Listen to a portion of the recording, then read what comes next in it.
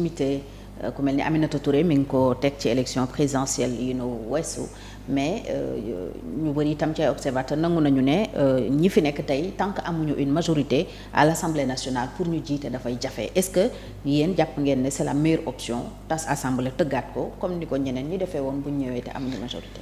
Bon, Assemblée nationale ñi fa nekk am nañu légitimité. Ah non, ils sont bien légitimes parce qu'ils ont été élus au suffrage universel.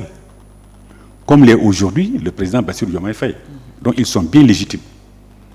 Maintenant ñoom li ñu soxla mooy dañu amul majorité à l'Assemblée nationale pour faire passer leur loi pour faire passer peut-être yi nga xamante ni dañ ko bëgg a joyanteat te pour yooyu nga mën ko def ni mu la soobee foog nga am une majorité à l'Assemblée nationale ba mën la jàppale. loo yaakaar ne loolu mooy débat bi. bon en vérité ñun defoon nañu ko. en 2000 bi ñu soogay falu. ñun dañu ñëw fekk fa une assemblée nationale acquise au parti socialiste ñu bari woon lool ñoom ñoo fa nekkoon mais nous on a négocié ak ñoom dañu waxtaan ak ñoom. bu ñu jàllale suñu ay budget et cetera bu ñu paree ñu soogay vraiment demat yeneen élection et je pense que c'est le cas bon alors léegi xam naa ni le pouvoir actuel également il est obligé de discuter avec l'Assemblée nationale actuellement qui est là les députés qui sont là. bu ñu jàllee yenn éléments yi parce que yooyu mën a jàll la. déclaration politique générale bi s'il y a également des lois yu ñu war a mën a adopté ko bu ñu demee ba voter le prochain budget parce que yàggatul. prochain budget c'est bientôt c'est en octobre. donc en séance ordinaire donc bu ñu voter budget boobu ba pare nag. maintenant fin d'année début l'année 2025. je pense en ce moment-là dinañu mën a tas Assemblée nationale bi parce que c'est leur vœu. Pour voir un peu la reconfiguration de l'Assemblée nationale par rapport à la nouvelle donne. Nouvelle donne bi mooy lan mooy il y a un nouveau président de la République qui est élu qui est majoritaire au niveau national mais qui n'a pas de majorité à l'Assemblée nationale. Donc ñoom loolu mooy li nga xamante ni moom la ñu doxal nii mais les députés présentement ils sont bien légitimes encore une fois parce qu'ils ont été élus au suffrage universel comme le président Bassirou Diomaye Faye. Alors PDS mel na ni mi ngi waajal justement législative yooyu. gis nañu ngeen di remobiliser les troupes di defaraat seen taxawaay bay wax sax waxu Karim Wade ñëwam ci Sénégal fan ngeen ci toll. waaw PDS nag moom xam nga dafa nekk un parti bu am dayo bu am taxawaay en vérité depuis 76 2 ans après la naissance du PDS lañu commencé def ay élections en 76 je me rappelle c'est des élections rurales. Alors nous avions gagné pour la première fois des communautés rurales. C'est important à savoir pour les téléspectateurs.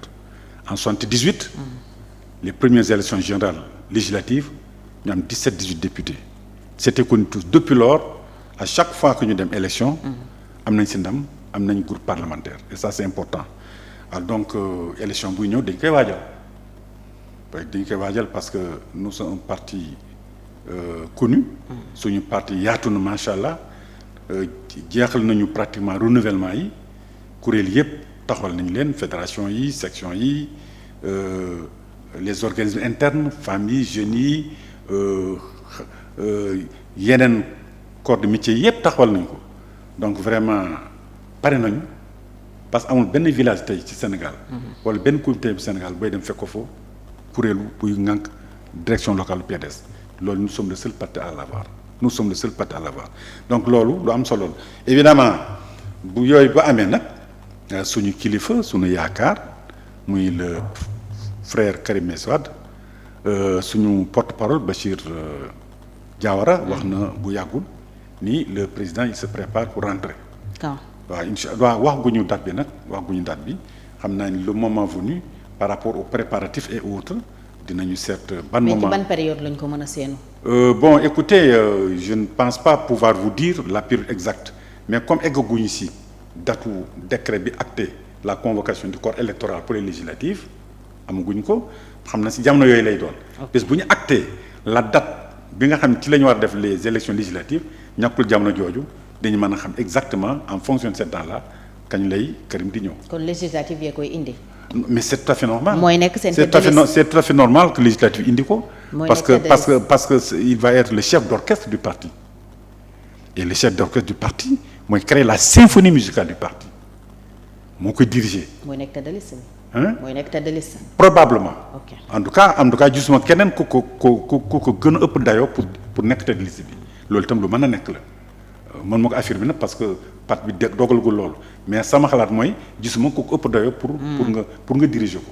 Maintenant tout dépendra du parti les décisions du parti quand elles seront prises en ce moment-là nous nous conformons à ces décisions-là mais daal jàpp nañu daal il est important que moom mu ñëw ñu ànd ak ñun ci liggéey boobu wax dëgg yàlla delloo ko troupe yëpp pare nañu alors peinturaat nañu affaire yi responsabilité taxu nañu militants yi taxu nañu moom rek la ñuy xaar donc vivement qu'il vienne et puis qu'il nous trouve en force et en forme. naka la PDS nar a demee ci législative yi en coalition wala en solo defoon ngeen intercoalition Yewwi Wallu ak ñi fi nekk tey ci nguur gi nekkoon ci coalition Yewwi boobu jamono mais bi ngeen demee assemblée nationale après gis nañu diggante bi ni mujjee est-ce que da ngeen di reconduire lëkkaloo boobu wala beneen option ngeen choisir. oui tu as raison Fatou Thiam mais yooyu liggéey la boo xamante ne parti bi daf ci liggéey le frère Karim Wade moo yor les stratégies. moo yor la modernisation.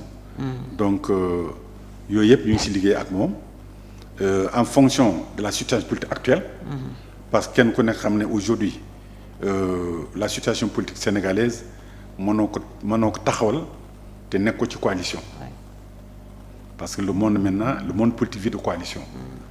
le monde politique vit de coalition et nous sommes à l'ère des grands ensembles. à l'ère des grands ensembles donc pratiquement je ne pense pas que dem en solo nekk la bonne option je ne le pense pas sama xalaat lay wax je ne pense pas que dem en solo nekk la bonne option mais la bonne option serait également de trouver des formules adéquates et adaptées à la situation politique.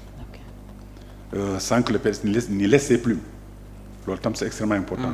Donc ce sera du gagnant-gagnant du rokki ma rokki quoi comme on dit. mun nañu xaar ngeen ànd ci ak waa Pastef. waaw mais il n'est pas exclu àndoon nañu ak waa Pastef lu jiitu tey te tey ñoom jàppale nañ ko bu ñu nekk ci pouvoir bi il n'est pas exclu mais loolu waxtaan la néew ma luy am na wala du am mais loolu yëpp waxtaan la ay waxtaan lay laaj de même il y a d'autres forces politiques comme il y a d'autres cadres il y a d'autres responsabilités d'autres responsables politiques qui sont là et bon des mouvements des associations des hommes politiques etc des cadres qui ne sont même pas dans des partis politiques ñoo xam te ñëpp war nañ mën a am ñu àndoon nooy liggéey ça dépendra de la stratégie que nous aurons développée le moment venu vous verrez que le PDS du surfer qui sur de petits trucs là non ñun yàlla suñu borom may nañu vraiment ne un grand parti ba pare nag. mais ñu bëri jógee nañ fa de est-ce que ba tey yéen a ngi peser li ngeen doon peser. non mais xam nga loolu moom il est évident que parti bu nekk pouvoir bu nekkul pouvoir doon positif doon positif il faut avoir le courage de le dire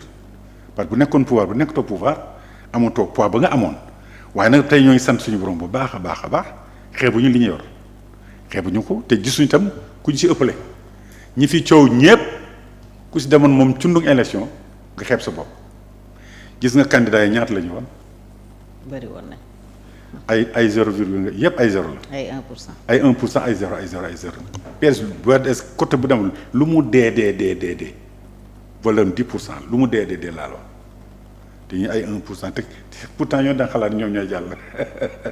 tu vois moo tax élection bi nag moo tax ñoom ñëpp ñoo ngi mel ni dañ leen dóor benn. est-ce que du contexte bi tam moo expliqué dañ leen dóor def mel ñoom dañ leen dóor tataan dañ leen dóor cour Baye Fall ñu ne nem boo léegi déggoo kenn ko wax.